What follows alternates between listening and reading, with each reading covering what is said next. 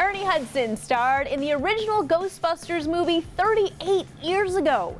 And spoiler alert, comes back for more in Ghostbusters Afterlife, now on 4K Ultra HD, DVD, and Blu-ray. We talked to Ernie about Ghostbusters and so much more on the Hot List. Welcome aboard. Ernie Hudson joined the Ghostbusters back in 1984 and returned for the sequel 5 years later. Winston, is our slime in a good mood tonight? I hope so. And the Ghostbusters craze hasn't disappeared since then. The fourth film in the franchise, Ghostbusters Afterlife, has already made about $200 million globally. And yes, Ernie's in it. It was very, very cool to come back. Ernie told us about the incredible success of his ghostbusting and other adventures. Hey, have you missed us?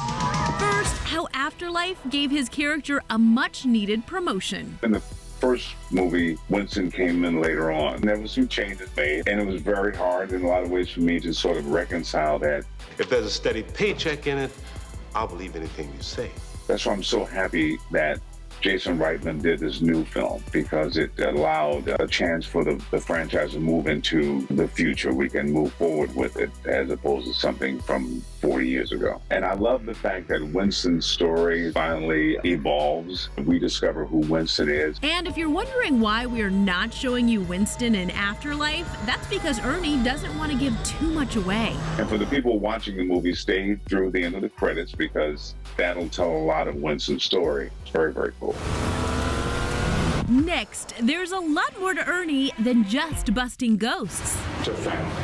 I do a show that I produce and star in called The Family Business on BET and BET Plus. I love that show for a lot of reasons, and it's a lot of fun to work on. So that first off. But I look back over my career, and definitely, that Hand of Oxford Cradle, The Crow, Congo. Those are all movies that I feel very, very good about the work. And if fans haven't seen them, check them out, because I think they really hold up over all these years.